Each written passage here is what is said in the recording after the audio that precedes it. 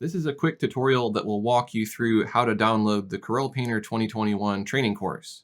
When you purchased this course, you signed up with your email address. Once the course has been launched, a link will be sent to that email address.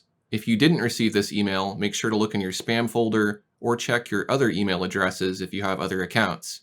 It is also possible that you may have entered a typo when you purchased the course, so feel free to email me if you need help. In any case, you can go to gumroad.com/library, and here you can find all of your purchased courses. So even if you don't have this email, you can look there.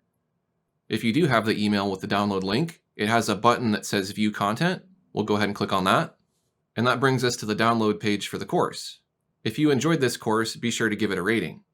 Now you can open this in the Gumroad app if you want to watch this on your device, but we're going to go ahead and do this on a desktop computer. So the very first thing that we want to look at is the instructions, and this is a PDF file. You can read the instructions, but I recommend that you download them because there's links inside that won't work if you use read.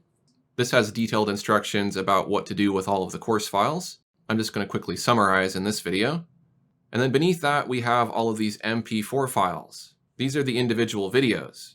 There will also be zip files that have all of these videos packaged together. The zip files are going to be a very, very, very large file, so it could take as long as 30 to 40 minutes to fully download these packaged files. Obviously, it's easier to download all the files at once, so if you can do that, go for it. But if not, and you're having trouble downloading the zip file, then you'll need to download each of these files individually.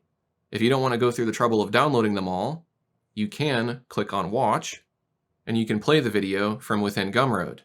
Here you can also control the video quality and change the speed of the playback. You can also skip to the next video in the sequence and rewind the video 10 seconds.